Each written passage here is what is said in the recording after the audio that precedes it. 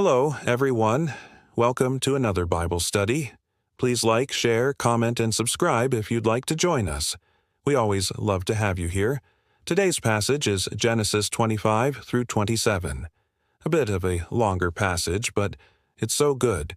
We're going to do our best to go through as much as we can and get as many points across as possible. Now, when we think of this passage, we usually think of Jacob and Esau and their relationship, and how Jacob stole the blessing that was supposed to go to Esau. But this passage includes a lot more than just that. It starts with Isaac and Rebekah, who are trying to conceive. It tells us they were very old when they conceived, and after 20 years of trying, they finally have twins. These twins were not born under ordinary circumstances. In fact, it says that while they were still in the womb, they were fighting with each other. It says, "But when the time came for their birth, God said to her, 'Two nations are in your womb. 2 peoples will be born from your body. One will be stronger than the other, and the older will serve the younger.'" This is pretty interesting because it shows us that God knows the future. He knew what was going to happen before it even happened. It was a foreshadowing of what was to come. And this brings us to the first point. God is sovereign. God was in control of everything that happened in this passage, and He knew exactly what was going to take place. Not only that, but God made it clear to Rebekah that He was in control. When Rebekah heard God's words, she didn't question Him. She didn't try to change His mind. She simply bowed to His will and accepted what God had planned. All right, now let's move forward in the passage and see what happens next. First, we see that these twins, Jacob and Esau, have very different personalities. We know that because it tells us that Isaac liked Esau because he was a hunter, because he liked game, and he liked venison. And then it tells us that Rebekah stayed around the house and she loved Jacob. So they have different personalities. They have different interests, and this sets up the stage for the rest of the passage.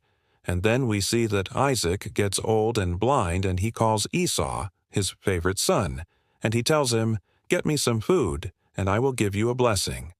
And so, without telling Jacob, Isaac assumes that Esau is going to do this. But Rebekah overhears Isaac asking Esau to come and visit him, and she decides to keep the blessing from Esau and give it to Jacob. She says, "Here is your opportunity. Come, I will help you to obtain the blessing." But Jacob doesn't want to do it. He's afraid of getting caught, and he doesn't want to be involved in this plot. But Rebekah won't take no for an answer. So she dresses Jacob in Esau's clothes, and she puts goat hair on his arms to make it look like he's hairy, like Esau is, because she knows Isaac can't see. And she sends him in to give Isaac the blessing. This is where we see deception. We see Jacob and Rebekah deceive Isaac. They tricked him into giving Jacob a blessing that was supposed to be for Esau. So, at this point, we need to stop and ask ourselves why Jacob went along with this.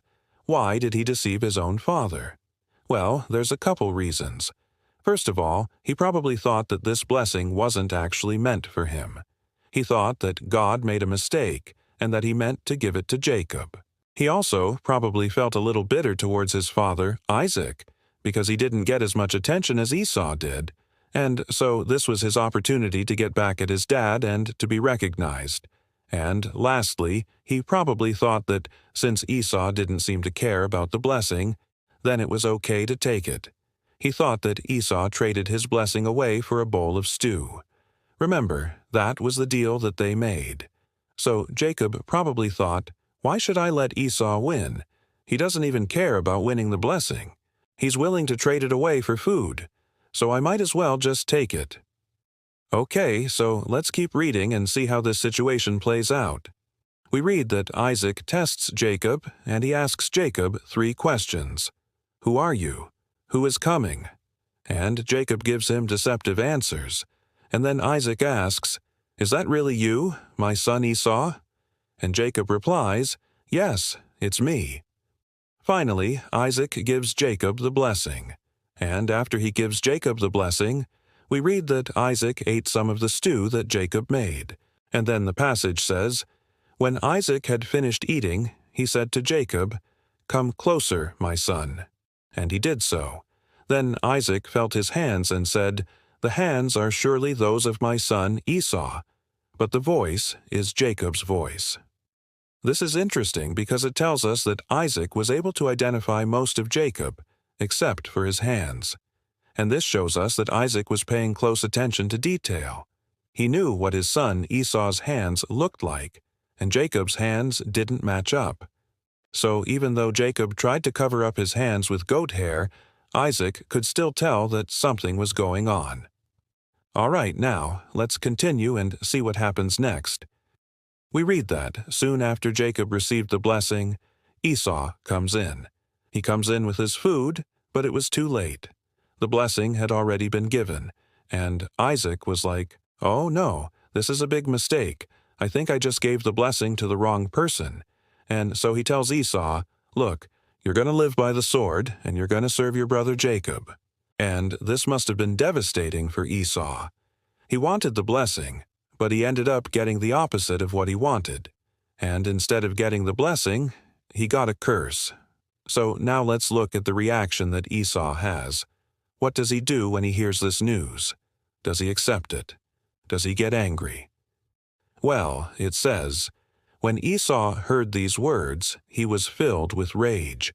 And he thought to himself, 'It is because of this that Jacob will be called Israel, for he has supplanted me 2 times. First, he took my birthright, and now he's taken my blessing. Soon he'll become master, and I will become a commoner, a servant in my own household.'" And then it tells us that he wants to kill Jacob. And we read that. After Isaac had blessed Jacob, he sent him away.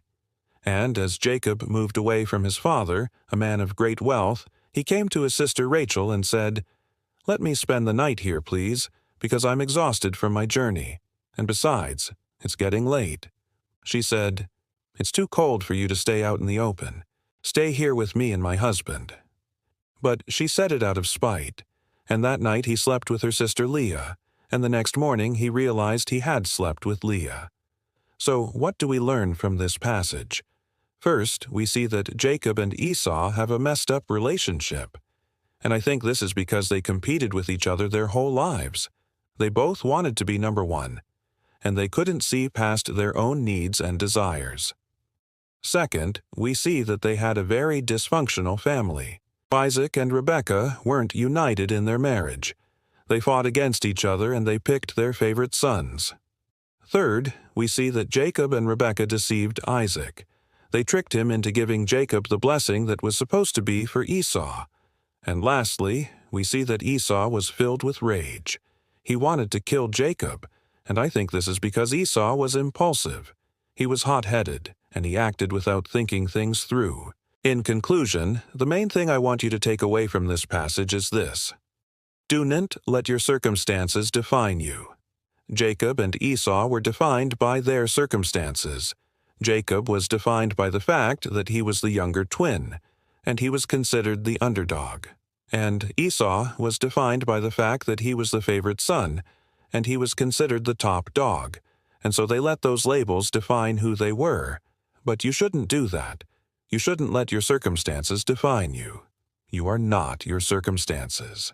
So, I hope that you enjoyed this passage. If you did, please leave a comment down below letting us know what you learned. Also, if you'd like to support our ministry, you can go to our website. Until next time, everyone, take care.